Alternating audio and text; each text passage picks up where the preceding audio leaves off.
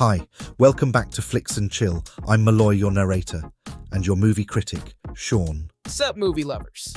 We'll be taking a look at the movie Con Air. Okay, let's go. Cameron Poe, a former US Army Ranger honorably discharged, is convicted of manslaughter for killing a drunk man who threatened his pregnant wife, Trisha. A biased judge sentences him to 7 to 10 years in prison.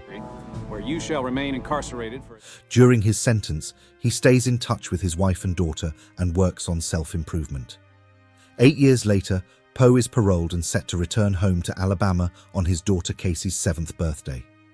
He is scheduled to fly on the Jailbird, a C-123 plane, with fellow inmate Mike Baby O. Odell and other prisoners heading to a new Supermax prison. These include William Billy Bedlam Bedford, Nathan Diamond Dog Jones, and Cyrus the Virus Grissom. Cyrus Grissom, a.k.a. Cyrus the Virus. U.S. Marshal Vince Larkin oversees the prisoner transfer. DEA agent Duncan Malloy approaches Larkin to place undercover agent Sims on the plane to gather intelligence from a prisoner during the flight. Larkin agrees, but insists Sims board unarmed. However, Malloy manages to secretly give Sims a gun during the boarding process. You guys are late for the party. Soon after the plane takes off, Jones and Grissom manage to free themselves with the help of another prisoner, Pinball Parker, who fakes a seizure. Copeland! The prisoners quickly overpower the guards and take over the cockpit to stop the pilot from sending a distress signal. Say there was a disturbance, but everything's under control. Say it, or I will kill you. In the chaos, Sims tries to confront Grissom, but Poe, realizing Sims is in a vulnerable position, tries to dissuade him. You did me. Sims ignores Poe's advice and ends up dead. As Grissom arranges the prisoners for a scheduled landing in Carson City to meet the required prisoner transfer numbers, Poe finds a recording device on Sims's body and gives it to one of the guards being swapped for dead prisoners. When the plane lands to refuel and take on more prisoners, Grissom ensures the prison transfer goes smoothly, instructing Pinball to hide the plane's transmitter. Despite Poe's efforts, the plane leaves Carson City without any problem. The new prisoners boarding include drug lord Francisco Cindino, transvestite serial killer Ramon Sally Can't Dance Martinez, their new pilot, Swamp Thing Williams, and cannibal serial killer Garland Green, also known as the Marietta Mangler. Poe and Jones go into the plane's hull to find out why the plane is flying slowly. They discover that Parker's body is stuck in the landing gear compartment, having missed the plane's takeoff. God damn! So that's what happened to Pinball! Poe uses this chance to write a message to Larkin on Parker's shirt and throws the body out of the plane, which lands in the middle of traffic. Larkin quickly learns about the message. He also finds out the real identities of the prisoners left in Carson City and that there were plans for a takeover in Grissom's cell. He and Malloy realize something is off. While Malloy immediately leaves to track the plane's transceiver, secretly getting on a sightseeing plane, Larkin notices that the prisoner's plane is heading in the opposite direction to the unused Lerner airfield. He borrows Malloy's sports car to get to the field before the plane lands, calling in the National Guard and other forces to help secure the airfield.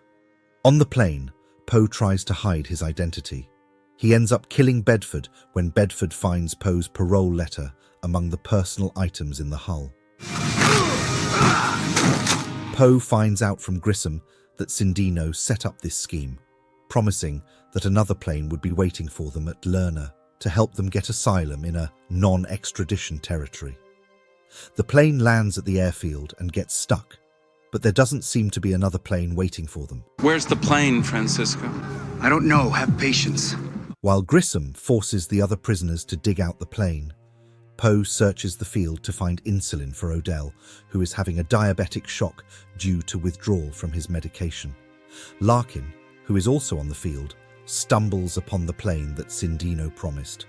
He finds out that Cindino has betrayed Grissom and is trying to escape alone. That's like fucking plane! Larkin manages to disable the plane, and the crash alerts Grissom, who then shoots Sindino. Sayonara. The prisoners notice that the armed forces are approaching the field, so they set up a trap for them. Larkin and Poe have a quick meeting to discuss the situation before the troops arrive.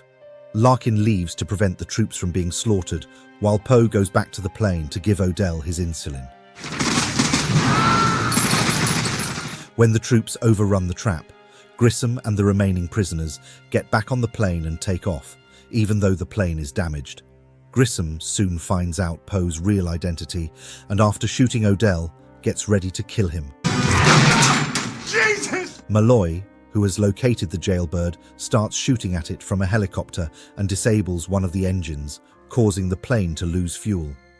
While Grissom and the others are distracted, shooting from the plane's ramp, Poe takes control of the cockpit after a hand-to-hand fight with the prisoners in his way and orders not to shoot. Don't fire. Who is this? Identify yourself! When Larkin, in another helicopter, tells Malloy that Poe is a parole, Malloy orders hold fire and teams up with them. I said hold fire! Thank you. Trying to land the plane at McCarran International Airport in Las Vegas, the damaged jailbird is forced to crash land on the Strip. The landing injures the inmates while causing massive destruction along the Strip until it comes to a halt in the lobby of the Sands Hotel. Amid the chaos, Poe is thanked by both Odell and Bishop for his help. Grissom, Jones, and Swamp Thing escape on a fire truck. Larkin and Poe see them trying to flee. Poe and Larkin commandeer police motorcycles, chase after them, and jump onto the fire truck. Jones and Swamp Thing are killed. After defeating Grissom in a fight, Poe cuffs Grissom to the fire truck ladder and elevates it. Larkin then forces the truck to crash. Grissom then fell, and his head, well, a squashed melon. Finally, Poe is able to reunite with his loving wife and daughter, who have been brought by Larkin to meet him. With all of the convicts apparently dead or recaptured, a croupier at a craps table in one of the Vegas casinos asks a new shooter if he feels lucky.